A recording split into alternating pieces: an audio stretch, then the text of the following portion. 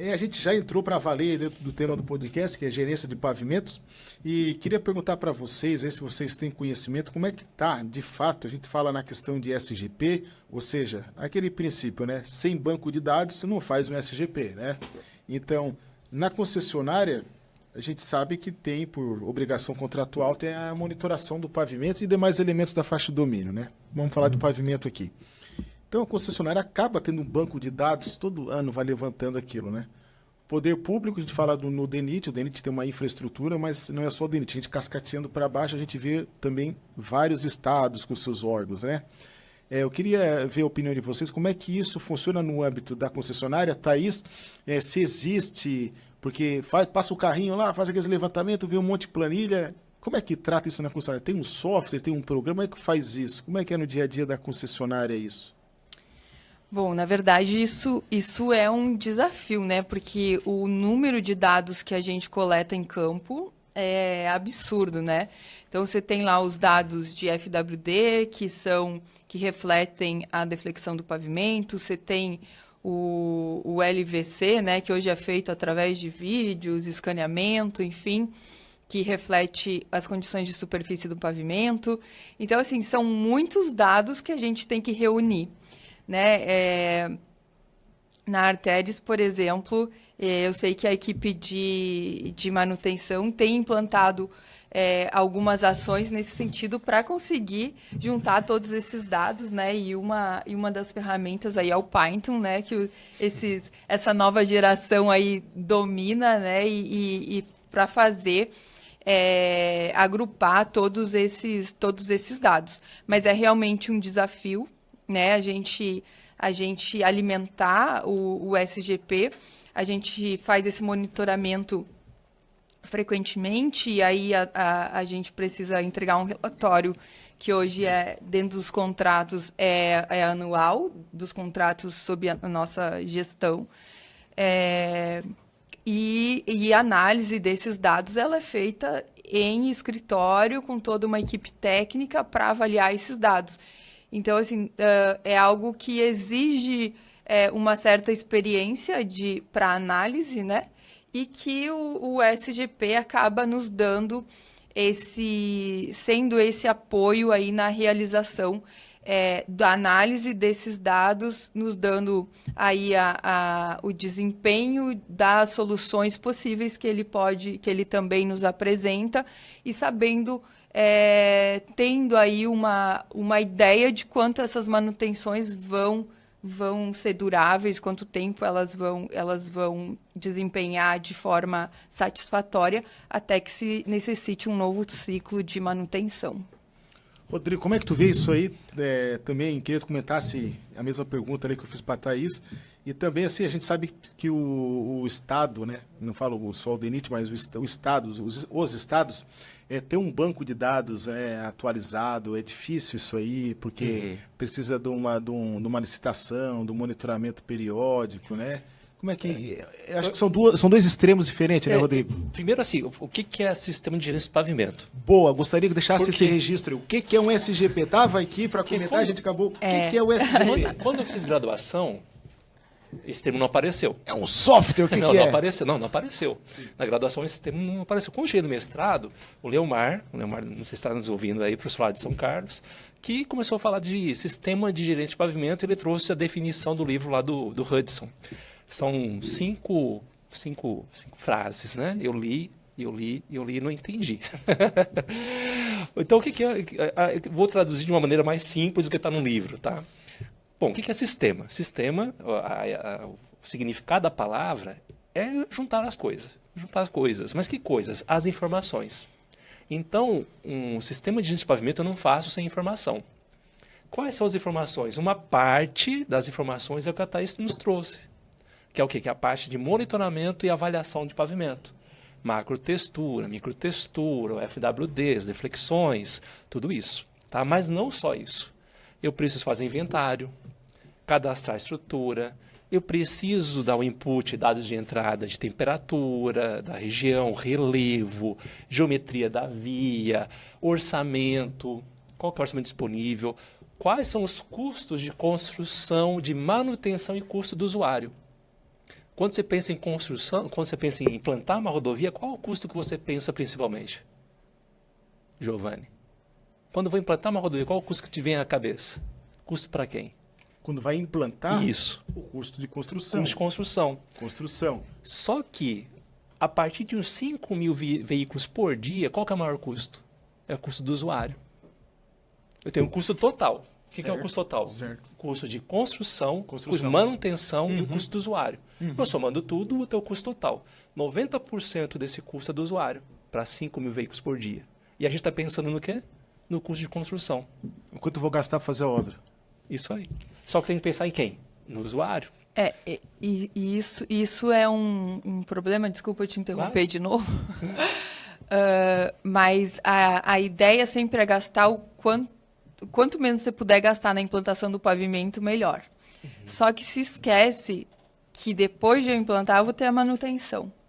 E se eu tiver um pavimento dimensionado para 10 anos, que aos 5 vai começar a ter um problema de trincamento, de afundamento de trilha de roda, de deformações, significa que eu vou ter que começar uma manutenção antes e que os meus ciclos de manutenção vão ser mais corriqueiros ou mais frequentes do que se eu tivesse gastado mais na implantação. E essa é uma outra cultura que a gente precisa mudar no Brasil. A gente tem que investir na construção, porque eu tenho que dar essa vida útil prevista de 10 anos, ou seja lá para quantos anos eu for dimensionar, mas pensando em ter uma manutenção que não seja tão frequente, que o custo dessa manutenção seja menor. E quando eu tenho manutenções muito frequentes, isso está diretamente relacionado ao custo do usuário.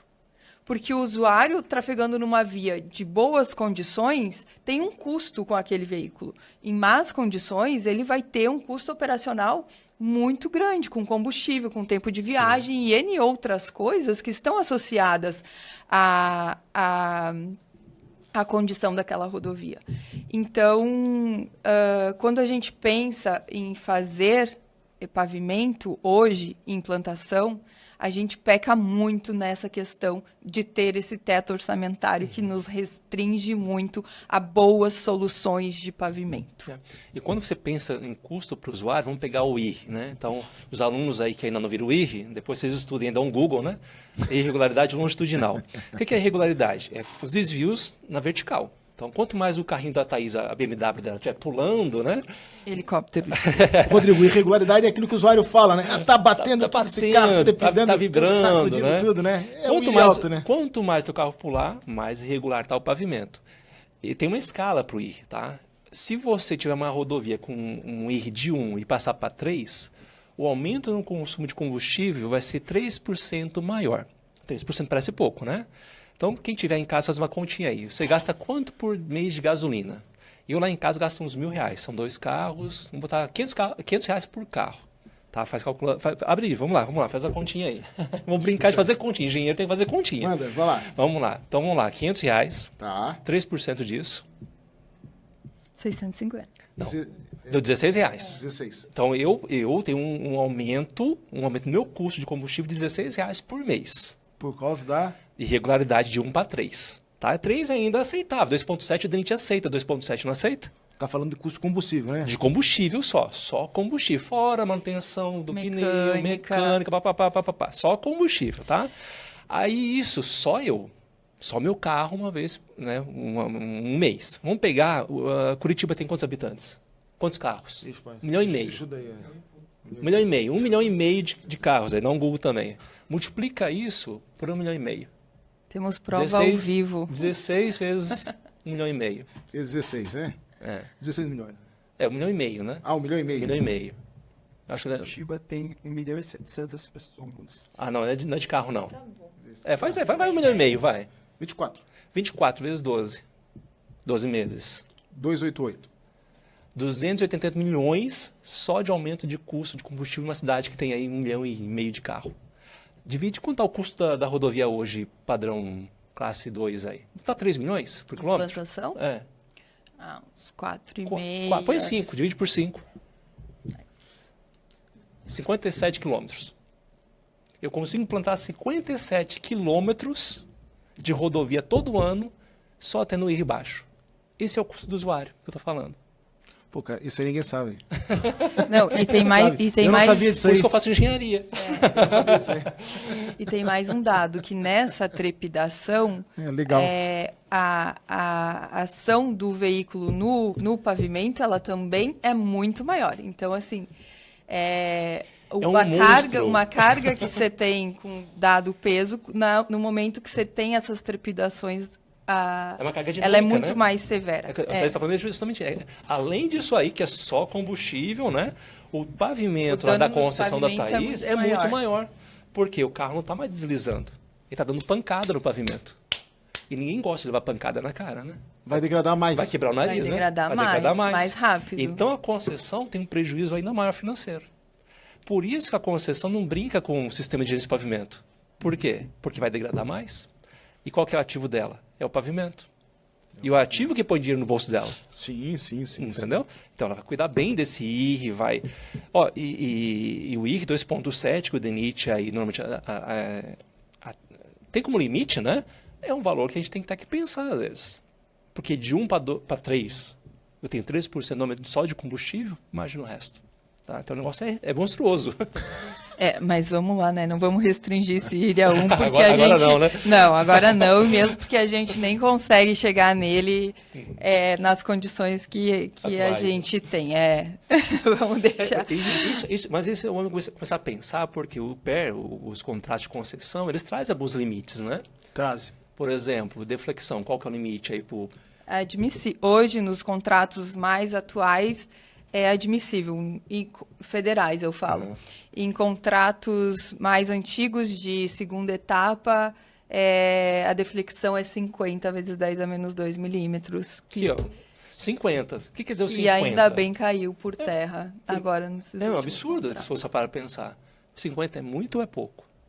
Eu não sei. Não, 50 é Quando faz restauração, tem que checar a deflexão admissível. 50 é Admissível. muito, por exemplo, para uma rodovia de tráfego de 5/10 a sétima, 10/8ª, onde a deflexão admissível ficaria na casa dos 34, 35, e aí eu tô dando a possibilidade de você manter 50, que está além do que admissível aguenta. Então, ou seja, aquele pavimento, ele não vai ser dimensionado de forma adequada para o tráfego que está passando lá. Agora, eu estou numa marginal, onde o meu tráfego é 10 a sexta, é 2/10 a sétima, onde eu tenho um tráfego menor, onde a minha deflexão possível, ela chega na casa dos 60, 60 e alguma coisa, o 50 me restringe, porque eu tenho que ter uma estrutura muito maior do que eu precisaria ter. Ou seja, em dados casos, eu vou estar colocando dinheiro na mesa sem ter necessidade, em outros eu vou deixar de aplicar porque eu tenho essa brecha de poder chegar aos 50. Com isso, eu vou ter um pavimento que vai durar menos e eu vou ter mais manutenção.